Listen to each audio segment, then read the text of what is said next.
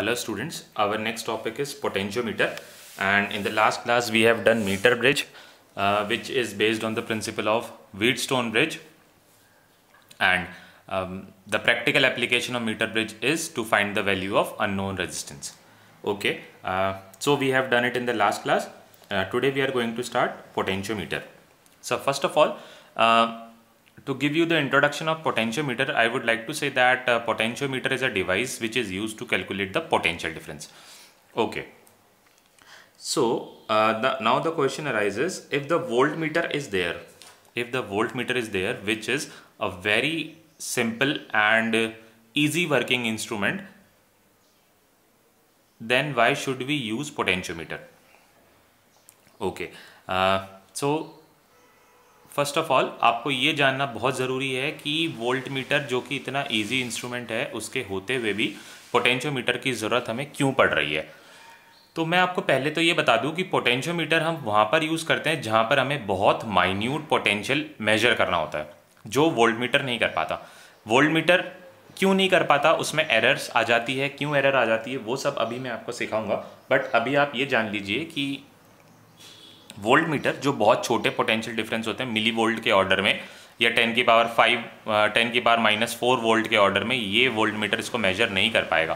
क्यों नहीं मेजर कर पाएगा? तो पहले हम ये जान लेते हैं कि वोल्टमीटर के होते हुए हमें पोटेंशियोमीटर की ज़रूरत क्यों पड़ती है और वोल्टमीटर छोटे पोटेंशियल डिफरेंसेस क्यों नहीं मेजर कर पाता। उसके बाद हम पोटेंशियोमीटर में आगे बढ़ेंगे। फॉर सपोज हमारे पास एक सर्किट है जिसमें 10 एम्पियर करंट फ्लो हो रही है और रेजिस्टेंस है 10 ओम। अब आपको बोला गया है इस 10 ओम रेजिस्टेंस के अक्रॉस पोटेंशियल डिफरेंस हमें मेजर करके बताओ। तो आपने यहाँ पर सर्किट में लगा दिया एक वोल्टमीटर। वोल्टमीटर हमेशा कहाँ पर कनेक्ट करते हैं? वोल्टमीटर हमेशा सर्किट के पैरेलल में कनेक्ट करते हैं, जिससे क्या होता है कि वोल्टमीटर का रेजिस्टेंस इनफाइनाइट होता है। अगर आप उसको सीरीज में लगा देंगे तो क्या होगा, सीरीज में रेजिस्टेंस इतना ज़्यादा हो जाएगा कि कोई करंट पास ही नहीं होगी। और पैरेलल में लगाने से क्या होता है? पैरेलल में लगाने से ये होता है क्योंकि वोल्टमीटर का रेजिस्टेंस इनफाइनाइट है, तो ये सर्किट से कम करंट ड्रॉ करके एक अप्रॉक्सीमेट वैल्यू हमें वोल्टेज की बता देता है। देखते हैं कैसे। ये 10 ओम का रेजिस्टेंस था, इसके अक्रॉस हमें पोटेंशियल डिफरेंस कैलकुलेट करके बताना था। यहाँ से ओम्स लॉ से आप इसका पोटेंशियल डिफरेंस मेजर कर सकते हो। ओम्स लॉ आपको आता है, आपको करंट पता है, रेजिस्टेंस पता है, तो पोटेंशियल कितना होगा? Potential should be 100 volt. ठीक है। अब आपने यहाँ पर वोल्टमीटर लगाया तो यहाँ पर बन गया एक जंक्शन बन गया, क्योंकि वोल्टमीटर का रेजिस्टेंस जो है काफ़ी ज़्यादा रेजिस्टेंस होने की वजह से बहुत कम करंट उसमें से फ्लो करती है। बट आइडियली हम क्या मानते हैं? आइडियली हम मानते हैं वोल्टमीटर का रेजिस्टेंस इनफाइनाइट होता है, but practically infinite resistance possible नहीं होता है। तो यहाँ पर क्योंकि इसका रेजिस्टेंस बहुत ज़्यादा है तो कुछ ना कुछ करंट यहाँ पर फ्लो ज़रूर करेगी। इनफाइनाइट होता तो कोई भी करंट नहीं जाती, बट बहुत हाई है, इनफाइनाइट नहीं है, इसलिए एक बहुत छोटी करंट यहाँ पर फ्लो करेगी। फॉर सपोज यहाँ पर करंट फ्लो कर गई 1 एम्पियर करंट फ्लो कर गई और यहाँ पर बची 9 एम्पियर करंट। अब ये वोल्टमीटर हमें क्या रीडिंग बताएगा? वोल्टमीटर बताएगा I और R को मल्टीप्लाई करके वोल्टमीटर हमें बताएगा और वो रीडिंग बताएगा हमें 90 वोल्ट्स। 9 एम्पियर करंट आ रही है और 10 ओम ये आ रहा है, तो वोल्टेज कितनी हो गई? 90 वोल्ट हो गई। ठीक है। अब हमने क्या करा, हमने इसको और प्रिसाइज बनाने के लिए और एक्यूरेट बनाने के लिए हमने वोल्टमीटर का रेजिस्टेंस पहले कंपैरिजन में और बढ़ा दिया। पहले कंपैरिजन में रेजिस्टेंस हमने और बढ़ा दिया वोल्टमीटर का, तो क्या होगा, अब ये करंट और भी कम ड्रॉ करेगी। हम जितना ज़्यादा कर सकते थे उतना ज़्यादा हमने इसका रेजिस्टेंस कर दिया। अब इससे ज़्यादा अगर हम रेजिस्टेंस बढ़ाएंगे तो क्या होगा, इससे ज़्यादा रेजिस्टेंस को बढ़ाने से हमारा जो डिवाइस है वो काम नहीं करेगा। तो हमने जो मैक्सिमम पॉसिबल वैल्यू थी रेजिस्टेंस की वो हमने इसमें वोल्टमीटर की रेजिस्टेंस को हमने बढ़ा दिया है। और अब यहाँ पर टोटल करंट कितनी आ रही थी? 10 एम्पियर करंट आ रही थी। अब यहाँ पर जा रही है करंट 0.01 एम्पियर करंट यहाँ पर जा रही है, और यहाँ पर कितनी आ गई? 10 एम्पियर में से 0.01 चला गया तो कितना बचा? 9.99 एम्पियर आ गया इस सर्किट में 10 ओम रेजिस्टेंस के अक्रॉस। अब वोल्टमीटर हमें क्या रीडिंग बताएगा? इसको हम V1 मान लेते हैं, इसको हम V2 मानते हैं। वोल्टमीटर अब हमें रीडिंग बता रहा है 99.9 वोल्ट्स, जो कि एग्जैक्टली तो नहीं, अप्रॉक्सीमेटली इसके इक्वल है। तो यहाँ तक जहाँ पर आपको एक लार्जर वैल्यू वोल्टेज की कैलकुलेट करनी होती है, अप टू 1 डेसिमल प्लेस और 2 डेसिमल प्लेस मैक्सिमम वोल्टमीटर आप यूज़ कर सकते हो। बट अगर आपको ये वोल्टेज मेजर करनी है 0.0004 वोल्ट अगर आपको ये मेजर करना है, मतलब 4 × 10⁻⁻⁴ वोल्ट अगर आपको मेजर करना है, तो ये वैल्यू आप वोल्ट मीटर से मेजर नहीं कर पाओगे, क्योंकि वोल्ट मीटर हमें इतनी प्रिसाइज रीडिंग्स नहीं देता है। इतनी छोटी वोल्टेज पे वो हमें रीडिंग नहीं देगा, क्योंकि ये थोड़ा सा करंट जरूर विड्रॉ कर लेता है, और थोड़ा करंट विड्रॉ कर लेगा तो इतनी प्रिसाइज रीडिंग्स हमें नहीं दे पाएगा। तो इसीलिए हम क्या करते हैं, हम पोटेंशियोमीटर यूज करते हैं, जिसका प्रिसीजन कंपैरेटिवली वोल्ट मीटर काफ़ी ज़्यादा होता है, बहुत प्रिसाइज रीडिंग हमें निकाल कर देता है, और छोटे से छोटे वोल्टेज को भी हमें मेजर करके बताता है। इसीलिए हम सर्किट वोल्ट मीटर के होते हुए भी हम सर्किट में पोटेंशियोमीटर यूज़ करते हैं, ताकि कुछ बहुत छोटी छोटी वोल्टेजेस को हम मेजर कर सके और बहुत प्रिसाइजली मेजर कर सके। क्योंकि बहुत बार हमें रिक्वायरमेंट होती है कि हमें बहुत प्रिसाइज वोल्टेज चाहिए होता है। फॉर सपोज हमारी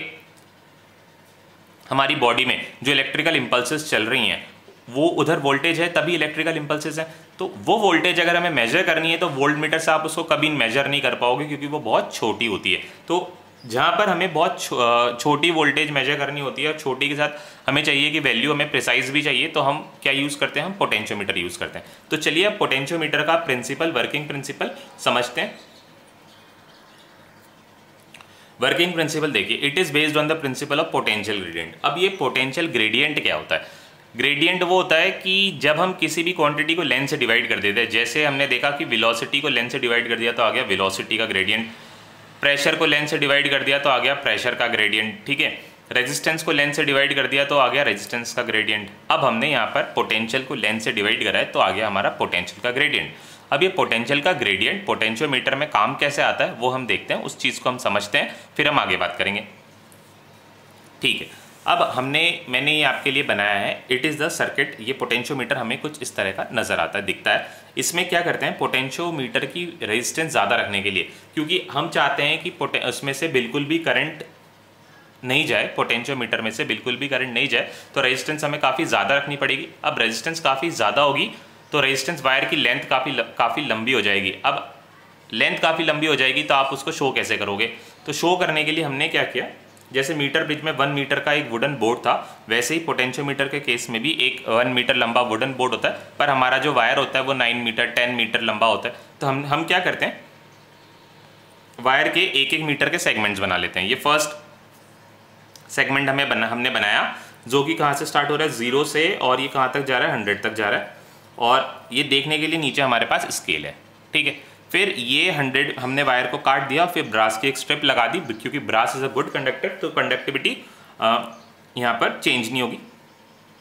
ये ब्रास से हमने इसको कनेक्ट कर दिया। फिर ये यहाँ से जो काउंटिंग स्टार्ट होगी वो कितनी होगी, ये 100 पे एंड हो गई, तो ये वायर कितना होगा, ये 101 होगा।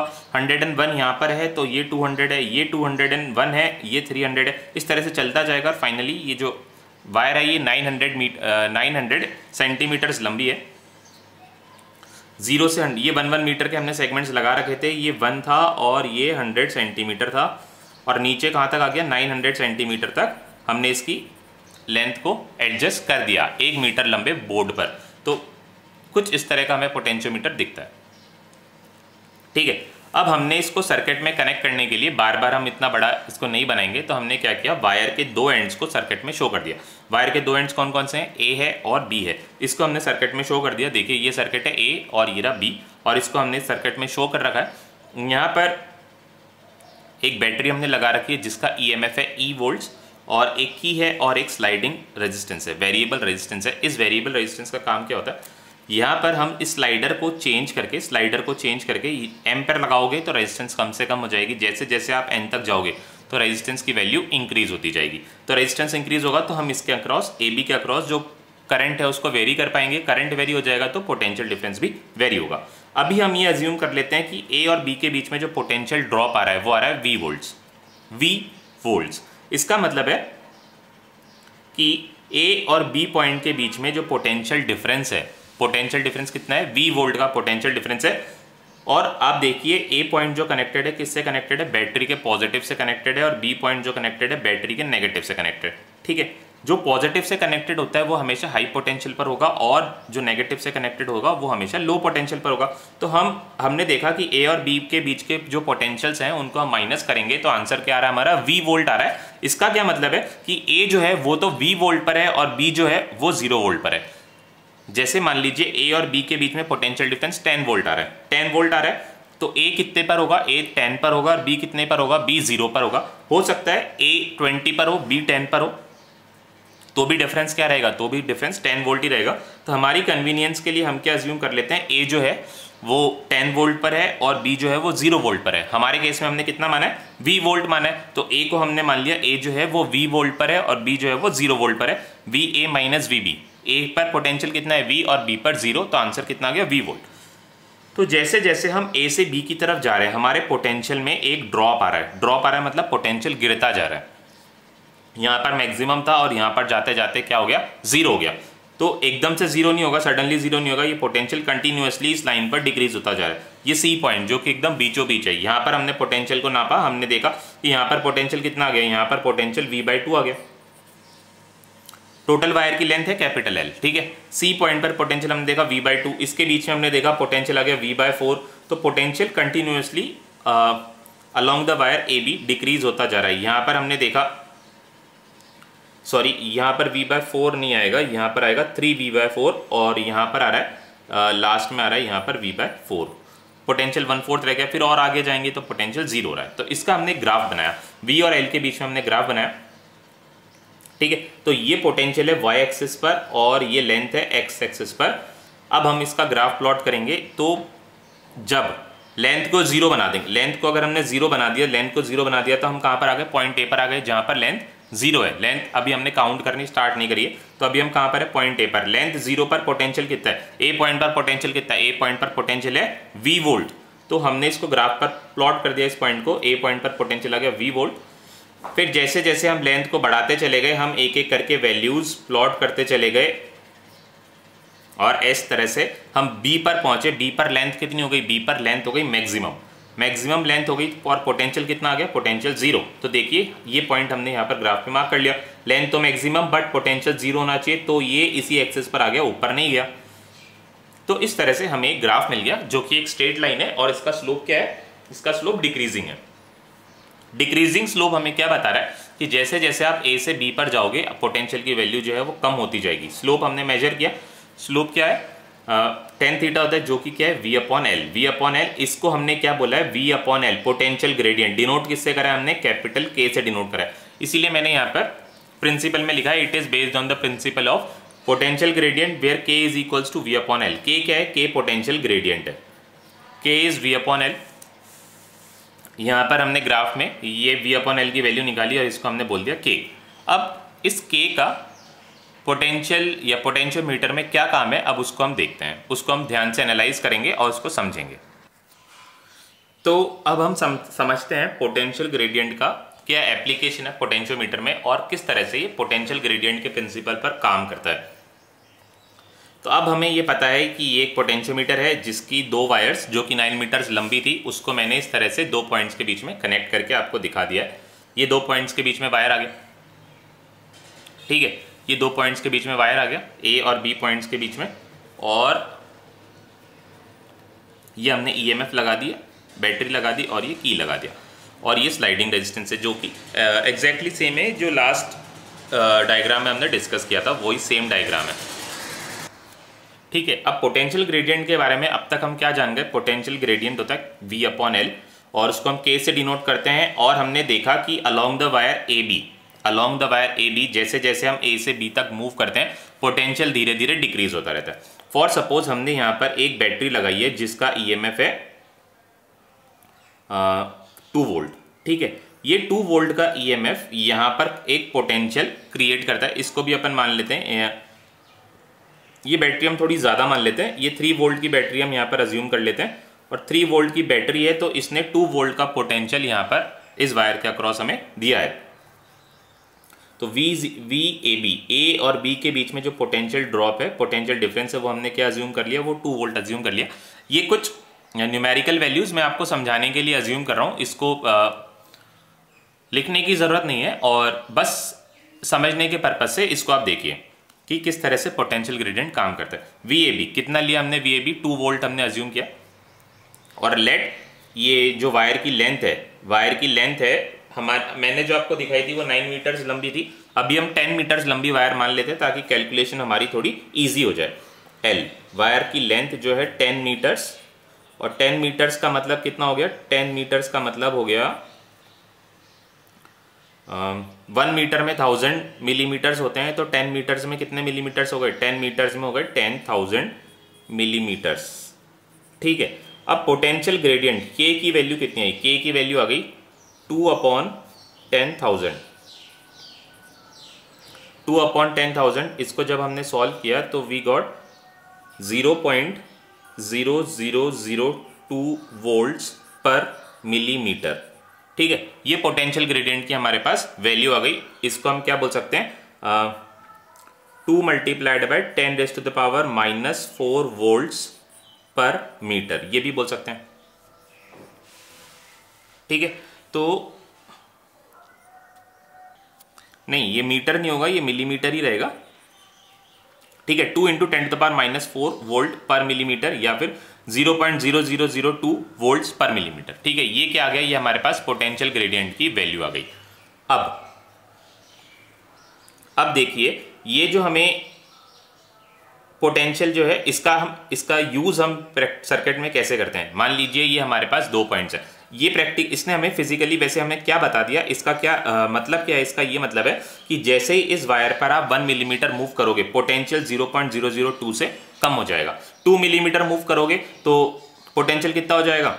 1 मिलीमीटर मूव किया आपने वायर पर, 1 मिलीमीटर मूव किया तो पोटेंशियल कितना कम हो जाएगा? पोटेंशियल 0.0002 वोल्ट कम हो जाएगा। फिर जैसे ही आपने और 1 मिलीमीटर मूव किया, यानी 2 मिलीमीटर मूव कर लिया ए से, तो पोटेंशियल कितना कम हो जाएगा? पोटेंशियल हो जाएगा 0.0004 कम हो जाएगा। ठीक है, 3 मिलीमीटर में कितना कम हो जाएगा? 0.0006 वोल्ट से कम हो जाएगा। ठीक है, 20 मिलीमीटर्स में कितना कम हो जाएगा? 20 मिलीमीटर्स करेंगे हम, तो 20 मिलीमीटर्स में ये कम हो जाएगा। 20 मिलीमीटर्स हमने मूव किया तो पोटेंशियल कम हो गया, 0.004 वोल्ट से पोटेंशियल कम हो गया। तो जैसे जैसे हम इसमें आगे बढ़ते जा रहे हैं, पोटेंशियल कम होता जा रहा है। और अगर हमें 2 पॉइंट्स के बीच में, सपोज ये वाला जो पॉइंट है, जो पहला जो 1 मिलीमीटर हमने मूव करा, ये वाला पॉइंट है, सपोज ये पॉइंट है N। 2 मिलीमीटर मूव किया, सपोज ये पॉइंट है N। फिर 3 मिलीमीटर मूव किया हमने, ये पॉइंट है O। फिर 20 मिलीमीटर मूव कर लिया, ये पॉइंट है सपोज P। ठीक है, अब हमें चाहिए A और M के बीच का पोटेंशियल डिफरेंस। A और M के बीच का पोटेंशियल डिफरेंस जो कि ये हमने निकाला है। ये कैसे निकाला? जितना डिस्टेंस हमने मूव करा उसको हमने पोटेंशियल ग्रेडियंट से मल्टीप्लाई कर दिया। N तक पहुंचे यानी 2 मिलीमीटर पहुंचे, तो हमने 2 मिलीमीटर मूव किया, उसको हमने पोटेंशियल ग्रेडियंट से मल्टीप्लाई कर दिया। 20 मिलीमीटर पर पहुंचे तो 20 को हमने पोटेंशियल ग्रेडियंट से मल्टीप्लाई कर दिया, तो क्या आ गया आंसर? 0.004। अब हम किसी भी 2 पॉइंट्स के बीच का पोटेंशियल डिफरेंस निकाल सकते हैं। फॉर सपोज आपको P और B का पोटेंशियल डिफरेंस निकालना है, तो आपको क्या पता होना चाहिए? P और B की लेंथ पता होनी चाहिए और पोटेंशियल ग्रेडियंट पता होना चाहिए। हमारे केस में कितना है potential gradient? Potential difference between P and B। ठीक है, अगर आपको निकालना है तो पोटेंशियल ग्रेडियंट हमारे केस में 0.0002, और इसकी लेंथ कितनी होगी? हमने ये वायर अज्यूम करी थी 9 मीटर्स की, 9 मीटर्स की यानी 900 सेंटीमीटर्स की, और हम इसमें 20 मिलीमीटर चल गए। 20 मिलीमीटर चल गए तो 900 minus 20 millimetre, 900 centimetre minus 20 millimetre. 20 millimetre का मतलब है 20 सेंटीमीटर, तो 900 में से 2 सेंटीमीटर कम कर लीजिए, कितना आ गया? ये आ गया 898। तो जैसे हम इन दोनों को मल्टीप्लाई कर देंगे, हमारे पास क्या आ जाएगा? पोटेंशियल डिफरेंस आ जाएगा P और B का। तो हमें क्या पता होना चाहिए? 2 पॉइंट्स के बीच का लेंथ पता होना चाहिए, पोटेंशियल ग्रेडियंट पता होना चाहिए। ठीक है, तो हमने ये सीख लिया कि किसी भी 2 पॉइंट्स के अक्रॉस अगर आपको पोटेंशियल डिफरेंस बताना है, किसी भी 2 पॉइंट्स के अक्रॉस अगर आपको पोटेंशियल डिफरेंस बताना है, तो कैसे बताओगे? V is equals to K multiplied by L। तो इसने क्या बता दिया? इसने 2 पॉइंट्स के बीच में पोटेंशियल डिफरेंस बता दिया। K इज पोटेंशियल ग्रेडियंट और L इज लेंथ। अब देखिए, हमने 20 मिलीमीटर मूव किया और हमारा जो पोटेंशियल डिफरेंस है कितना है? 0.004। 3 मिलीमीटर पे देखिए, 3 मिलीमीटर हमने मूव किया और हमने पोटेंशियल का डिफरेंस देखा कितना है? 0.0006 वोल्ट। मतलब A और O के बीच में, ये जो पॉइंट है 3 मिलीमीटर, ये जो O पॉइंट है 3 मिलीमीटर अगर दूर है, तो A और O के बीच का पोटेंशियल डिफरेंस कितना आ गया? 0.006 वोल्ट पर मिलीमीटर। ये है A और O के बीच का पोटेंशियल डिफरेंस। अब क्वेश्चन ये अराइज होता है कि क्वेश्चन ये अराइज होता है कि इसने हमें कितना प्रिसाइज वैल्यू दिया। तो आप देख सकते हैं इसने जो हमें पोटेंशियल नाप के दिया उसमें प्रिसीशन कितना है, उसमें 1 2 3 4 डेसिमल प्लेसेस तक उसने हमने पोटेंशियल मेजर करके बताया। ठीक है, तो अब आप देखिए फॉर सपोज अगर आपको ये इससे नहीं समझ में आ रहा है तो इसको एक इमेजिन करिए, एक वॉच है जिसमें अभी जो आवर हैंड है, सिर्फ आवर हैंड है, मिनट हैंड और सेकंड हैंड हमने निकाल दिए। अब आवर हैंड जो है वो 8 और 9 के बीच में, तो आपने टाइम बता दिया कि सर इसमें जो टाइम है अभी 8 से तो ज़्यादा बज गए और 9 बजने में कुछ वक्त अभी बाकी है। तो हम एग्जैक्टली टाइम नहीं बता पा रहे, हम बता पा रहे हैं कि टाइम अभी 8 से ज़्यादा है बट 9 से कम है। ठीक है, अब इसमें आपने मिनट हैंड भी लगा दी, मिनट हैंड लगा दी और मिनट हैंड को आपने नोट किया कि मिनट हैंड है 7 पर। इसका मतलब अभी टाइम हो गया 8:35। अब आप पहले से ज़्यादा प्रिसाइज हो गए, ज़्यादा एक्यूरेट, आप ज़्यादा प्रिसाइजली आपने पहले से टाइम बताया। ठीक है, अब आपने इसमें सेकंड हैंड भी लगा दी। सेकंड हैंड हमने देखा कि सेकंड हैंड 50 पर है, तो इसका मतलब है 8:35 एंड 50 सेकंड्स। तो अब आप ज्यादा प्रिसाइज हो गए। तो वैसे ही जब ये 10 की मतलब जब ये 4 डेसिमल प्लेसेस तक हमें रीडिंग बता रहा है, 3 डेसिमल प्लेसेस तक हमें रीडिंग बता रहा है, तो ये वोल्ट मीटर जो है वो ज्यादा प्रिसाइज होगा। तो ये प्रिसाइज, ये जो वोल्ट मीटर है, सॉरी ये जो हमारा पोटेंशियोमीटर है, ये प्रिसाइज कब होगा? ये प्रिसाइज तब होगा जब हमारी ये पोटेंशियल ग्रेडियंट की वैल्यू, ये जो पोटेंशियल ग्रेडियंट की वैल्यू है ये कम से कम होगा। जो कम से कम होगा तो वो ज्यादा प्रिसाइज होगा। तो हमें पोटेंशियोमीटर कैसा लेना है? जो जिसका पोटेंशियल ग्रेडियंट कम से कम होगा। क्योंकि हमने आप जो वॉच खरीदने जाएंगे तो कौन सी वॉच लेना पसंद करेंगे? 3 वॉचेस हमारे पास अवेलेबल है जिसमें सिर्फ आवर हैंड है, एक में आवर हैंड मिनट हैंड दोनों है और एक में hour hand minute hand second hand है, तीनों है। तो आपने कौन सा चूज किया? आपने तीनों हैंड वाला चूज किया क्योंकि वो हमें ज्यादा प्रिसाइजली टाइम बताएगी। वैसे ही अगर हमें पोटेंशियोमीटर चूज करना है तो आपको ऐसा चूज करना है जिसका पोटेंशियल ग्रेडियंट बहुत कम हो। पोटेंशियल ग्रेडियंट क्या होता है? पोटेंशियल ग्रेडियंट क्या होता है? V/L।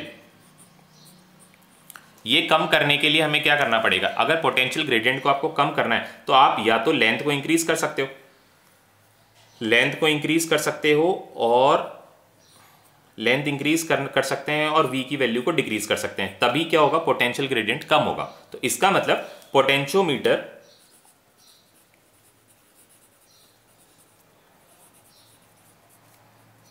Is more sensitive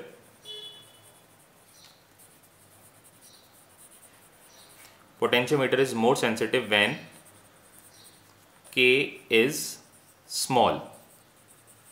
potentiometer कब ज्यादा सेंसिटिव है? पोटेंशियोमीटर तब ज्यादा सेंसिटिव है जब K की वैल्यू बहुत कम है, जितनी कम आप रख सकते हो। And K can be made small by K can be made small by K can be decrease, लिख देते हैं K can be decreased by increasing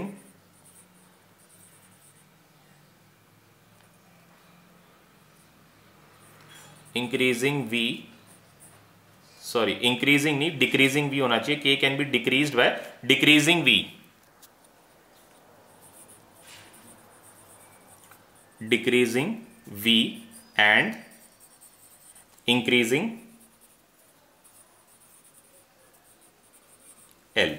मतलब अगर आपको पोटेंशियोमीटर चूज करना है तो आपको क्या देखना है कि हम पोटेंशियल डिफरेंस कम से कम अप्लाई करें, कम से कम पोटेंशियल डिफरेंस अप्लाई करें और उसकी लेंथ, पोटेंशियोमीटर की जो लेंथ है वो ज्यादा से ज्यादा होनी चाहिए। तो पोटेंशियोमीटर की जो सेंसिटिविटी है, सेंसिटिविटी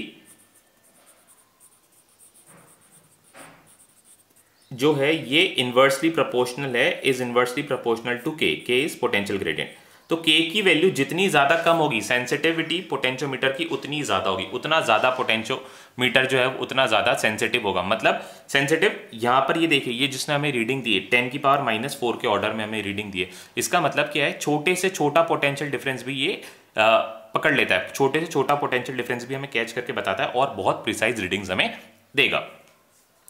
तो अब पोटेंशियल ग्रेडियंट का एप्लीकेशन पोटेंशियोमीटर में आपको समझ में आ गया होगा। इसने हमें क्या बताया कि इसने हमें ये बताया कि पोटेंशियल ग्रेडियंट क्या होता है? पोटेंशियल ग्रेडियंट होता है drop in the potentiometer wire. मतलब जैसे जैसे लेंथ इंक्रीज करते जाएंगे वायर की, पोटेंशियोमीटर जो पोटेंशियल डिफरेंस है वो डिक्रीज होता जाएगा। और अगर आप डिक्रीजिंग पोटेंशियल की तरफ मूव करेंगे तो ठीक है, अगर आप इंक्रीजिंग पोटेंशियल की तरफ मूव करेंगे तो लेंथ इंक्रीज होती जाएगी। वाइस वर्सा आप इसको बोल सकते हैं। ठीक है। और हमने ये देखा कि जैसे जैसे हम इसकी ग्रेडियंट की वैल्यू कम करते रहेंगे, पोटेंशियल ग्रेडियंट की वैल्यू कम करते रहेंगे, वैसे वैसे क्या हो जाएगा, सेंसिटिविटी बढ़ती रहेगी, क्योंकि जितना कम पोटेंशियल ग्रेडियंट की वैल्यू होगी सेंसिटिविटी उतनी ज़्यादा होगी, उतना ज़्यादा प्रिसाइजली हमें पोटेंशियोमीटर हमें रीडिंग निकाल कर देगा। ठीक है, तो अब आपको चाहिए 10⁻⁻5 के ऑर्डर में, तो आपको इसकी लेंथ जो है और लंबी लेनी पड़ेगी। 10⁻⁻6 के ऑर्डर में चाहिए पोटेंशियोमीटर की लेंथ और लंबी लेनी पड़ेगी, या v की वैल्यू और कम करनी पड़ेगी। तो इस तरह से हम क्या कर सकते हैं, हम इसकी सेंसिटिविटी को बढ़ा सकते हैं। अब आते हैं इसके दूसरे प्रिंसिपल पर। दूसरा प्रिंसिपल कहता है it is based on the null deflection method. Null deflection method क्या होता है, जैसे हमने पोटेंशियल ग्रेडियंट समझा, अब हमें नल डिफ्लेक्शन भी समझना पड़ेगा कि नल डिफ्लेक्शन मेथड क्या होता है और ये कैसे काम करता है। तो पहले हम देखते हैं कि नल डिफ्लेक्शन मेथड कैसा होता है और उसको किस तरह से हम इम्प्लाई कर सकते हैं। नल डिफ्लेक्शन मेथड को हम समझते हैं। यहाँ पर 2 पॉइंट्स हैं, ए और ये दूसरा पॉइंट है बी।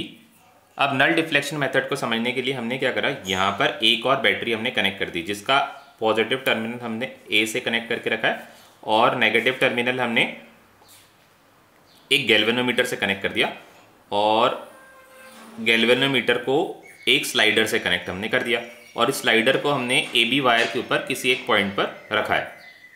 ठीक है, इस स्लाइडर को हमने ए बी वायर के एक पॉइंट पर हमने रखा है। अब इस बैटरी का काम क्या है, ये देखिए, ये वाली जो बैटरी हमने लगाई है, सपोज ये E1 है और ये E2 है, ये E2 बैटरी हमने यहाँ पर सर्किट में लगाई है। अब इसका काम क्या है, इसका काम समझने के लिए आप देखिए कि ये क्या करेगी, ये करंट बनाएगी, ये करंट बनाएगी, और ये पॉजिटिव से निकलकर यहाँ पे जाके यहाँ पे दूसरी करंट आ रही होगी। यहाँ पे करंट, सपोज इसने जो करंट बनाई है E1 बैटरी ने, उस करंट का नाम हम रख देते I1, और जो इसने बनाई है उसका नाम हम रख देते I2। I1 एंड I2, ये जंक्शन पर I1 और I2 मीट करे। तो जंक्शन पर जब I1 एंड I2 मीट करेंगे तो क्या होगा, यहां पर फ्लो करेगा current I1 plus I2, I1 plus I2 यहां पर फ्लो करेगा। इसको आप इस तरह से देखिए कि I1 करंट यहां से आ रहा है और I2 करंट यहां से जा रहा है। एक बार हम I1 I2 को भूल जाते हैं। अब I1 इधर से आ रहा है, अब ये I1 करंट क्या चाहता है, I1 का कुछ पार्ट यहां चला जाएगा और कुछ पार्ट यहां से भी आएगा, कुछ पार्ट यहां से आएगा और यहां पर इसको I2 मिलेगा। अब I1 चाहता है कि वो यहां से यहां तक फ्लो करे और I2 चाहता है वो यहां से यहां तक फ्लो करे। ठीक है, अब इस गैल्वेनोमीटर में डिफ्लेक्शन आएगा जिसकी ताकत ज्यादा होगी। मतलब अगर मान लीजिए I1 की वैल्यू I2 से ज्यादा होगी तो जो नेट करंट आएगी वो इस डायरेक्शन में फ्लो कर जाएगी। यहां पर I1 आ रहा है तो I1 का कुछ हिस्सा यहां पर भी जरूर आएगा। ठीक है, क्योंकि यहां पर I1 को 2 रास्ते मिल गए, I1 को यहां पर 2 रास्ते मिल गए, तो कुछ यहां चला जाएगा और कुछ यहां पर आ जाएगा। जो हिस्सा I1 का, जो पार्ट I1 का इधर आएगा, वो क्या चाहता है, वो चाहता है करंट इस डायरेक्शन में फ्लो है। कौन सी डायरेक्शन में, लेफ्ट से राइट में, इधर फ्लो करे। तो ये अगर करंट इधर फ्लो करता है तो गैल्वेनोमीटर में जो डिफ्लेक्शन हमें मिलेगा वो हमें कुछ, ये 0 डिफ्लेक्शन हो गया। और जब current left to right flow करेगा, I1 मतलब अगर नेट करंट I1 ने बनाई, मतलब सपोज मान लीजिए I1 की वैल्यू है 7 एम्पेयर, यहाँ पर जो मतलब I1 का जो पार्ट आ रहा है उसकी वैल्यू है 7 एम्पेयर और इसकी वैल्यू है 5 एम्पेयर। तो नेट करंट की क्या डायरेक्शन होगी, नेट करंट हो गई 2 ampere from left to right. इसका क्या मतलब है, अब गैल्वेनोमीटर से करंट इधर जाए, मतलब अब ये जो ब्रांच है, ये वाली जो ब्रांच है, ये वाला जो लूप है, इसमें करंट इस डायरेक्शन में जा रही है, लेफ्ट से राइट जा रही है। तो ये गैल्वेनोमीटर को कुछ इस तरफ हमें डिफ्लेक्ट करके दिखा देगी। कब, जब I1 की वैल्यू ज्यादा होगी और I2 की वैल्यू कम होगी। ठीक है, अब मान लीजिए I1 का जो पार्ट यहां पर आ रहा है वो 5 एम्पेयर है और ये 7 एम्पेयर है। इसका मतलब क्या है, I2 की वैल्यू ज्यादा है I1 से, और इसने अब ये क्या करेगी, ये सर्किट को अपने अकॉर्डिंग, या इस सर्किट में करंट को अपने अकॉर्डिंग घुमा सकती है। मतलब ये कहां से कहां घुमाएगी, ये घुमाएगी राइट टू लेफ्ट। जब ये राइट टू लेफ्ट घुमाएगी तो गैल्वेनोमीटर हमें डिफ्लेक्शन दे देगा इस डायरेक्शन में। ठीक है, अब मान लीजिए कि ऊपर से भी करंट 5 एम्पेयर आ रही है और नीचे से भी करंट 5 एम्पेयर आ रही है। मतलब I1 का जो पार्ट इस ब्रांच में एंटर किया वो भी 5 एम्पेयर है और ये भी 5 एम्पेयर है। अब यहाँ पर दोनों की ताकत बराबर हो गई। जब दोनों की ताकत बराबर हो गई, अब गैल्वेनोमीटर में क्या डिफ्लेक्शन आएगा, जब I1 ज्यादा था तो I1 ने डोमिनेट किया और उसने अपने अकॉर्डिंग इस लूप में करंट घुमाया, तो गैल्वेनोमीटर में हमने डिफ्लेक्शन देखा राइट साइड में। जब I2 की वैल्यू ज्यादा हो गई तो हमने देखा कि अभी गैल्वेनोमीटर में जो डिफ्लेक्शन है वो I2 के अकॉर्डिंग हो रहा है और डिफ्लेक्शन आ रहा है लेफ्ट साइड में। पर अब दोनों की वैल्यू बराबर हो गई। अब क्या होगा, अब किसकी तरफ गैल्वेनोमीटर डिफ्लेक्ट करेगा, यहाँ पर 5 एम्पेयर आ रहा है, I1 का जो पार्ट आ रहा है सपोज वो भी 5 एम्पेयर है, ये भी 5 एम्पेयर है, दोनों मिलाकर क्या हो गए 5 और 5 0 हो गए। तो इस गैल्वेनोमीटर में कोई भी करंट फ्लो ही नहीं करेगी, गैल्वेनोमीटर में कोई भी करंट फ्लो ही नहीं करेगी। तो इसका मतलब है गैल्वेनोमीटर हमें क्या डिफ्लेक्शन दे रहा है, गैल्वेनोमीटर हमें 0 डिफ्लेक्शन दे रहा है। ये होता है नल डिफ्लेक्शन मेथड। जब गैल्वेनोमीटर में करंट 0 हो जाती है, तो पोटेंशियोमीटर में जब आप काम करेंगे, पोटेंशियोमीटर को जब आप यूज करेंगे तो आपको क्या करना होता है, आपको इसी तरह से नल डिफ्लेक्शन मेथड को यूज करना होता है और गैल्वेनोमीटर में करंट 0 बनानी होती है।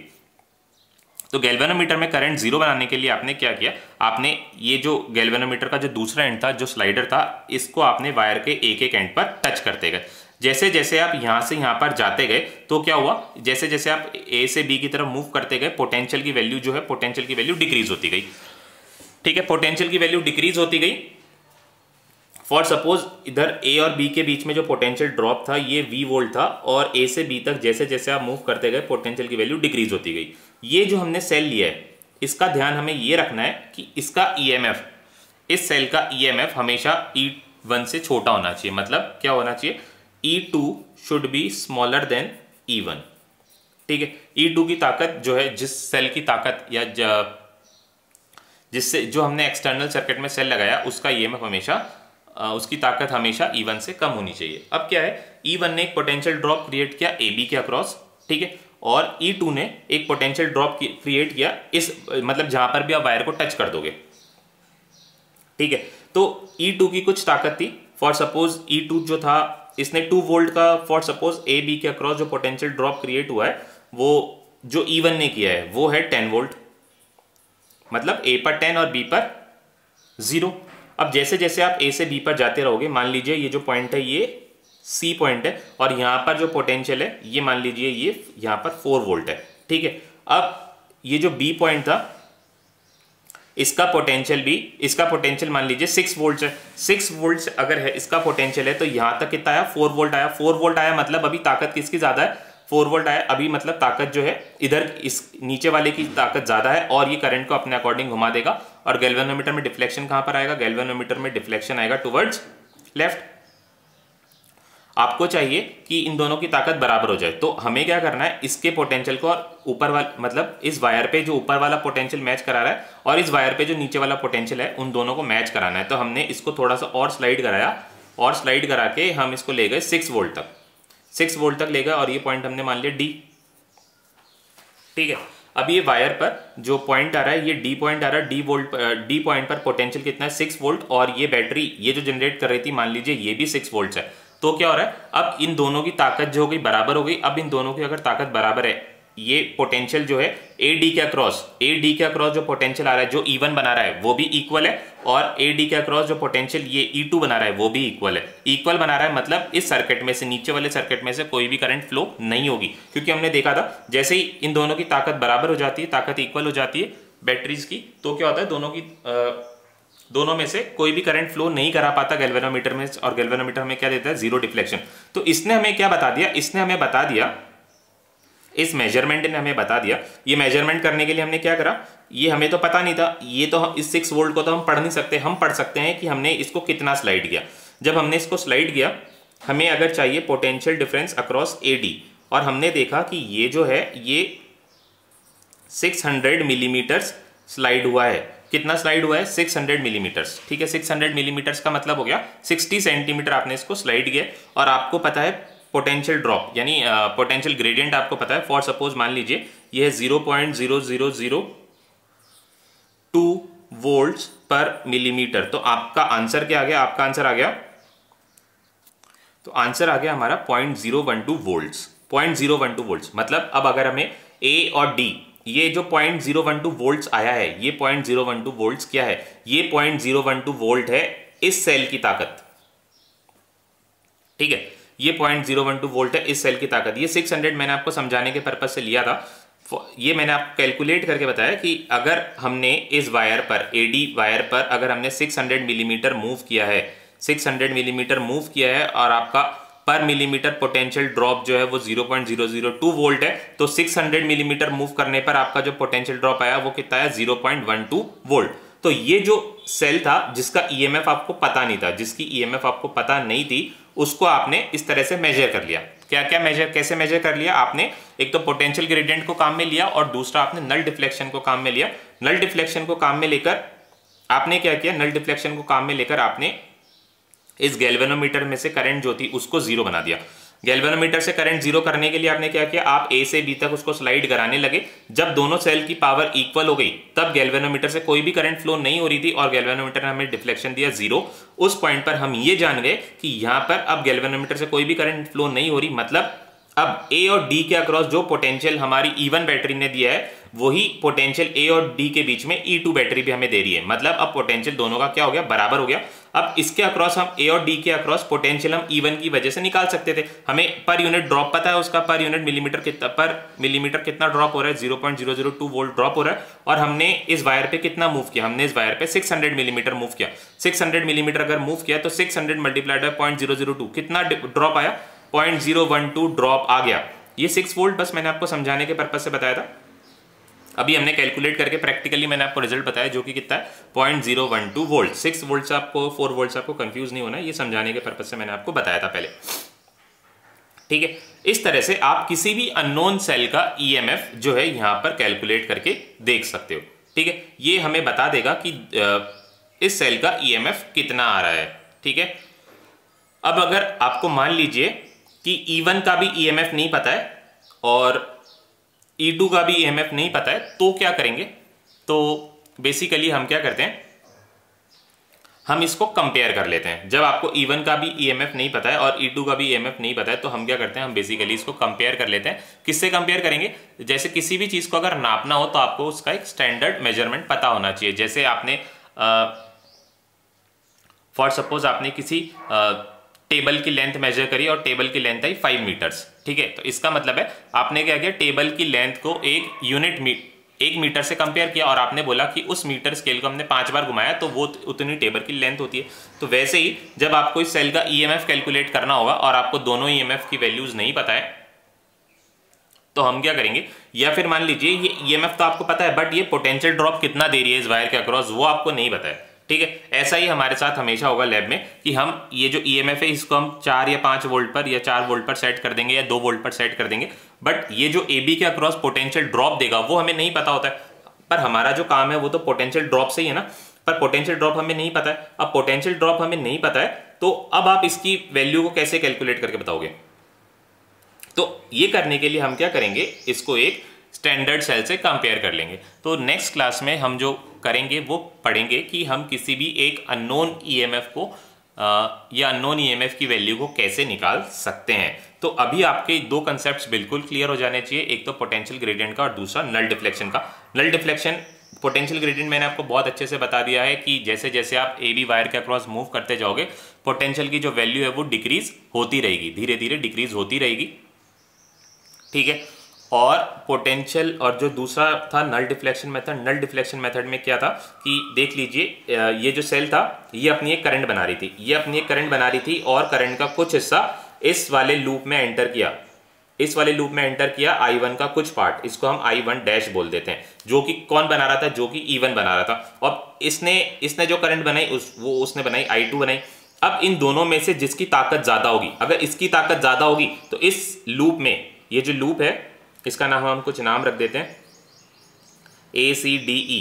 ACDE लूप में जो करंट जो करंट फ्लो हो रही है, अगर I1 डैश ज्यादा है तो वो फ्लो हो जाएगी इन एंटी क्लॉकवाइज डायरेक्शन, और अगर I2 की वैल्यू ज्यादा है तो वो फ्लो हो जाएगी इन क्लॉकवाइज डायरेक्शन। अब हम क्या चाहते हैं कि दोनों बराबर हो जाए, दोनों बराबर हो जाए तो गैल्वेनोमीटर में करंट क्या होनी चाहिए, ये I1 डैश और I2 अगर दोनों इक्वल हो जाएंगे तो गैल्वेनोमीटर में करंट होनी चाहिए 0। तो हमें वो पॉइंट ढूंढना है। तो वो ढूंढने के लिए हमने क्या करा, पहले यहां पर हमने टच करके देखा, जैसे हमने यहां पर टच करा तो हमने देखा कि अभी तो ये E2 की वैल्यू बहुत ज्यादा है और जो सर्किट में करंट फ्लो हो रहा है वो क्लॉकवाइज डायरेक्शन में फ्लो हो रहा है। फिर धीरे धीरे धीरे हम इसको बढ़ाते गए, फिर हमने देखा इस पॉइंट पे रख दिया हमने, सपोज B पॉइंट पर हमने रख दिया। अब हम देख रहे हैं कि E1 की वैल्यू ताकत बहुत ज्यादा हो गई और सर्किट में जो करंट हो रहा है वो क्लॉकवाइज डायरेक्शन में फ्लो हो रहा है। तो हमने इसके बीच में कोई एक पॉइंट रखा, फॉर सपोज मान लीजिए 600 मिलीमीटर पे रखा। 600 मिलीमीटर पे हमने देखा कि गैल्वेनोमीटर में करंट 0 हो गई। इसका मतलब है I1 डैश और I2 क्या हो गए, ये दोनों इक्वल हो गए और गैल्वेनोमीटर में डिफ्लेक्शन जो था वो 0 बन गया है। ठीक है, ये डिफ्लेक्शन अगर 0 बन गया है तो पोटेंशियल ड्रॉप हमने कैलकुलेट कर लिया, क्योंकि के की वैल्यू हमें पता थी पहले से ही। अब अगर आपको के की वैल्यू नहीं पता होगी, तो हम किस तरह से पोटेंशियल निकालेंगे, या किसी भी अननोन बैटरी के पोटेंशियल को आप मेजर करोगे, ये हम एक्सपेरिमेंट में, अपने नेक्स्ट एक्सपेरिमेंट में करेंगे। और जब हमारी नेक्स्ट क्लास होगी तो उसमें हम कैलकुलेट करना सीखेंगे कि किसी भी 2 सेल के ईएमएफ को आप कैसे कंपेयर कर सकते हो। और एक और चीज़ हम सीखेंगे कि पोटेंशियोमीटर को यूज़ करके कि किसी भी सेल का इंटरनल रेजिस्टेंस आप कैसे निकाल सकते हो। इंटरनल रेजिस्टेंस आपको पता है बहुत माइन्यूट वैल्यूज़ होती होंगी, बहुत छोटी वैल्यूज़ होती हैं, वो आप कैसे कैलकुलेट कर सकते हो पोटेंशियोमीटर को यूज़ करके। ठीक है, तो आज हम इतना ही करते हैं। नेक्स्ट क्लास में हम करेंगे to compare the EMF of 2 cells using potentiometer and to find the internal resistance of a cell using potentiometer.